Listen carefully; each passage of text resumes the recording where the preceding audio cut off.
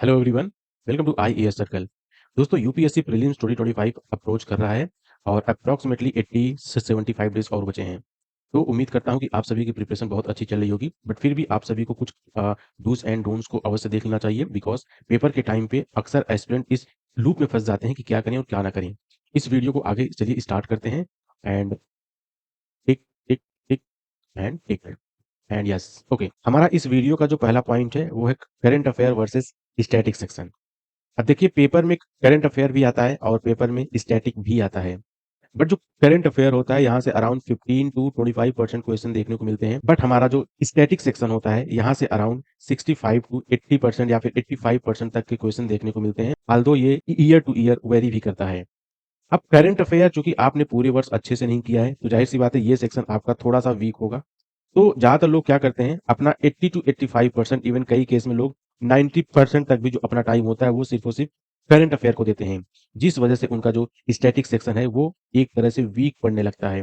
और चूंकि आपका अगर ये एक बार वीक हो गया या फिर अगर आप इसको भूलने लगे, चूंकि अगर आप अगर कोई टॉपिक अगर 1 महीने ना पढ़ो, तो जाहिर सी बात है आपको वो कॉन्सेप्ट भूलने लगते हैं। अगर आप इसको एक बार भूलने लगे तो पेपर के टाइम पे आपको बड़ा चैलेंज होता है। फिर आपको लगता है कि आपका पॉलिटी नहीं तैयार है, आपका ज्योग्राफी नहीं तैयार है, आपका हिस्ट्री नहीं तैयार है, एंड सो ऑन।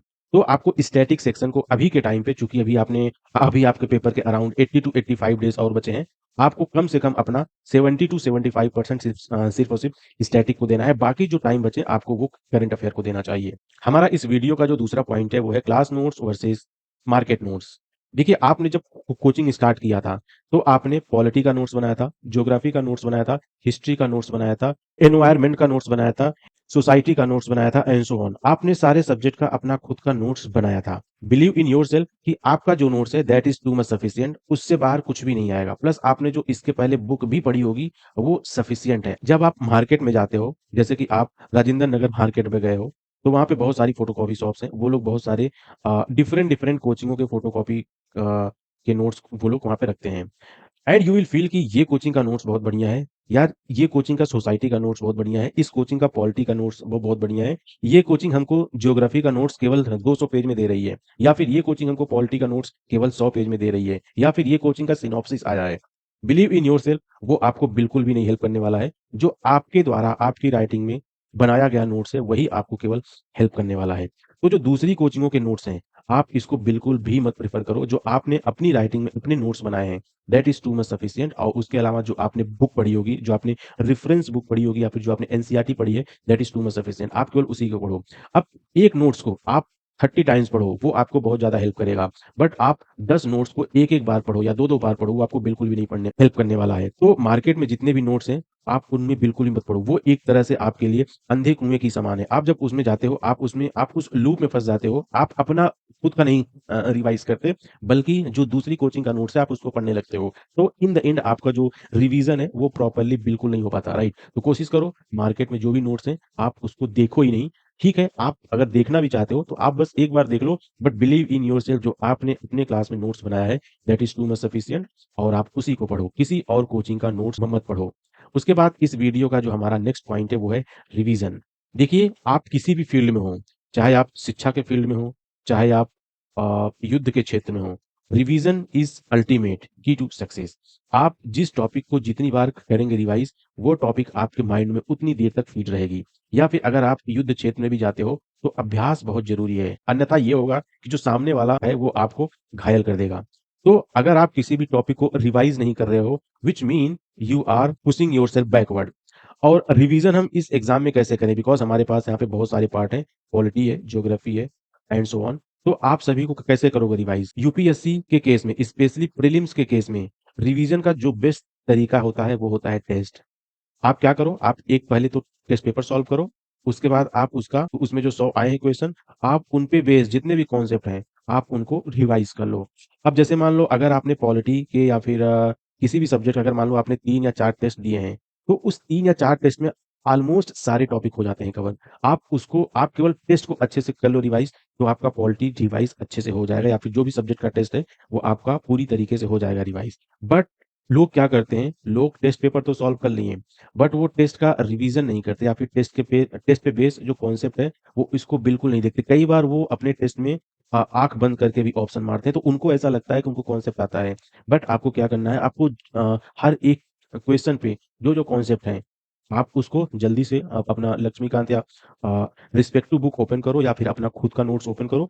आप उस कॉन्सेप्ट को पूरा ए टू जेड यानी कि 360 डिग्री रिवाइज़, ये एक बेस्ट वे होता है to revise in case of UPSC. लेकिन लोग क्या करते हैं, लोग जब अपना टेस्ट पेपर देते हैं, उन्होंने क्या किया, अपना सबसे पहले दिया टेस्ट पेपर, उसके बाद वो उसके केवल सॉल्यूशन पढ़ लेते हैं और उनको ऐसा लगता है कि उन्होंने रिवाइज़ कर लिया है। आपको सॉल्यूशन को पढ़ के अपना रिवीजन बिल्कुल नहीं करना है, बट जैसे मान लो पॉलिटी का आपने टेस्ट दिया है और उसमें आपको रेफरेंडम का आया है क्वेश्चन, तो आप लक्ष्मीकांत खोलो, रेफरेंडम के बेस पे कौन-कौन से आर्टिकल में एक तो आता है ये देख लो, प्लस उसके क्या-क्या कॉन्सेप्ट हैं, आप वो सारे देख लो। ये होता है रिवीजन का बेस्ट तरीका।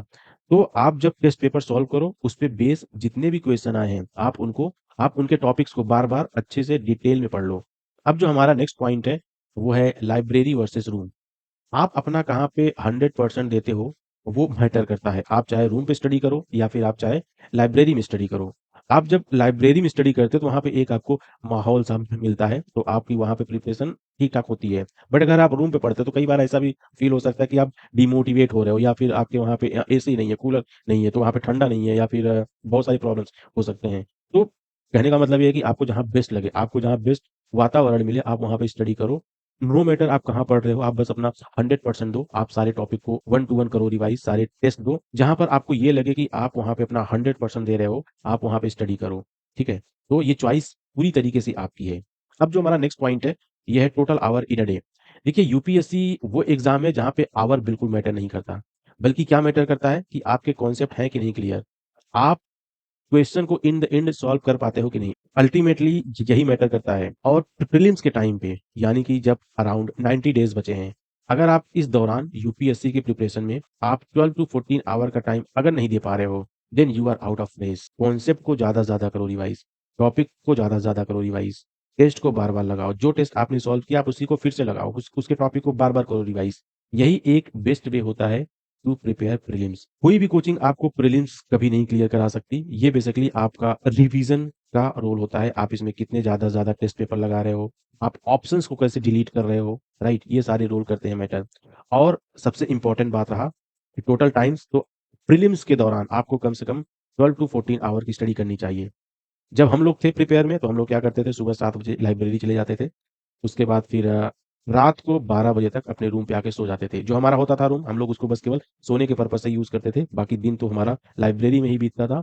उसके अलावा शाम को लाइक 20 मिनट का ब्रेक हो गया या फिर दोपहर को 20 टू 30 मिनट का हो गया ब्रेक और खाना खाने के लिए। और जो शाम का खाना होता था वो 8 या 9 बजे के अराउंड 20 टू 30 मिनट का। तो यानी कि अराउंड डेढ़ घंटा अगर इसमें से हटा दो, तो आप कम से कम नहीं तो मिनिमम आपको 12 टू 13 आवर की स्टडी अवश्य करनी चाहिए पेपर के दौरान। अगर आपने ये बिल्कुल नहीं कर रहे हो, then you are out of race somehow. अब टेस्ट कौन-सा लगाएँ? देखो मार्केट में बहुत सारी कोचिंग्स हैं, राइट? और बहुत सारी कोचिंगों के टेस्ट चलते हैं। अब ये चॉइस आपका है कि आप किस कोचिंग का टेस्ट सॉल्व करते हो। मैं आपको क्या बता सकता हूँ कि आप किसी 2 कोचिंगों का टेस्ट लगाओ। आपने जो कोचिंग जॉइन किया था, वहाँ का टेस्ट सीरीज़ होगा, आप वो तो ज़रूर सॉल्व करो। उसके अलावा कोई एक दूसरी कोचिंग जो भी आपको अच्छी लगे, मार्केट में बहुत सारी कोचिंग हैं, आप उनका टेस्ट पेपर ऑफलाइन फोटोकॉपी खरीद लो बाहर से, आप उसको सॉल्व करो। कोशिश करो कि आप प्रीलिम्स के 1 मंथ बिफोर तक आप अराउंड 60 टेस्ट तो सॉल्व कर लो। अब जैसे मान लो पॉलिटी हो गया, जो आपने कोचिंग जॉइन किया था वहाँ पे पॉलिटी का 2 सेक्शनल टेस्ट हुआ होगा, प्लस पॉलिटी का फुल लेंथ टेस्ट भी हुआ होगा। एक तो वो हो गया, प्लस आपने किसी दूसरी कोचिंग का पॉलिटी का 2 या 3 जो सेक्शनल टेस्ट होगा और पॉलिटी का 2 या 3 फुल लेंथ टेस्ट होगा, आप वो सॉल्व कर लो। यानी कि आपने पॉलिटी का अराउंड 600 के आसपास एमसीक्यू आपने सॉल्व कर लिया। वो 600 एमसीक्यू आपकी पॉलिटी को रिवीजन और जो टॉपिक आपने अच्छे से नहीं किया है, उसको करने में बहुत ज़्यादा हेल्प करेगा। तो यूपीएससी की पॉलिटी के लिए आपको लक्ष्मीकांत को बार-बार नहीं पढ़ना है। बट आपका जो टेस्ट में आया है क्वेश्चन, आप पहले वो क्वेश्चन करो, उस पे बेस जो कॉन्सेप्ट आपको लक्ष्मीकांत में मिले, आप उसको जल्दी से 2 या 3 या 4 मिनट में पूरा पढ़ लो। अब एक दिन में अगर आप पॉलिटी के 100 क्वेश्चन कर रहे हो, तो कहीं न कहीं आप पॉलिटी के 100 कॉन्सेप्ट को कर रहे हो रिवाइज़। यही प्रोसेस आपका जो दूसरे पेपर होते हैं, जैसे कि ज्योग्राफी हो गया, पॉलिटी हो गया, इकोनॉमी हो गया, एनवायरनमेंट हो गया, हिस्ट्री हो गया एंड सो ऑन। सभी में आपको करना है। आपको बुक को बार-बार नहीं पढ़ना है, बट आपको टेस्ट पेपर को पढ़ना है। टेस्ट पेपर पे बेस्ड जो कॉन्सेप्ट आए, आप उसको बुक में पढ़ो और कोशिश करो कि अपने साथ एक स्टॉप वॉच भी रखो सो दैट आप अपने टाइम को देख सको कि आप कितने टाइम में आप एक कॉन्सेप्ट को पढ़ रहे हो। और सबसे इम्पोर्टेंट बात ये है कि आप जब क्वेश्चन करो, आप ये देख लो कि पेपर में टोटल 120 मिनट होते हैं, जहाँ पे अराउंड आपका 5 टू 10 मिनट तो वेस्ट जाएगा बिकॉज़ आपको वहाँ पे फॉर्म वगैरह फिल करना होगा एंड सो ऑन। तो अराउंड आपके पास 110 मिनट का ही टाइम होगा।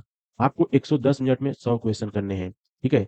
अब आप ये पकड़ लो कि एक क्वेश्चन आपका केवल 1 मिनट में ही जाएगा। तो आप कोशिश करो कि क्वेश्चन को पढ़ने की जो हैबिट है आप उसको इंक्रीज़ करो। आप कोशिश करो कि 15 से 20 सेकंड में आप पूरा क्वेश्चन पढ़ लो और 15 से 20 सेकंड में उस पे बेस क्या कॉन्सेप्ट है आप उसको जल्दी से रिवाइज़ करो और उस पे आप टिक करो। अपनी स्पीड आप लोग अवश्य बढ़ा लेना because prelims is ultimately speed game, ठीक है?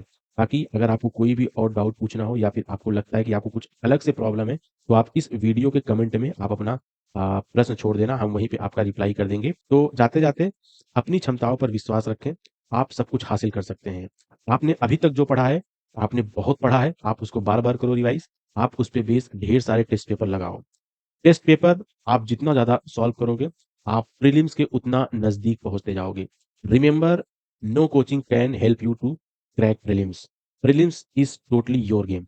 प्रीलिम्स को केवल आप ही क्वालीफाई कर सकते हो। कोई भी कोचिंग आपको 100% श्योरिटी नहीं देगी कि हम आपका प्रीलिम्स क्वालीफाई करवा देंगे। आप एक की जगह 10 कोचिंग जॉइन कर लो, बट उससे आपका प्रीलिम्स कभी नहीं निकलेगा। आप एक भी कोचिंग मत जॉइन करो, बट ज़्यादा से ज़्यादा आप टेस्ट पेपर सॉल्व करो। ज़्यादा से ज़्यादा आप टेस्ट पेपर पे बेस्ड जो आए हैं क्वेश्चन आप उनके कॉन्सेप्ट को करो रिवाइज़। यही एक तरीका होता है प्रीलिम्स को क्वालीफाई करने का। इस वीडियो को यहीं समाप्त करते हैं और चैनल को ज़रूर सब्सक्राइब कर लेना। धन्यवाद।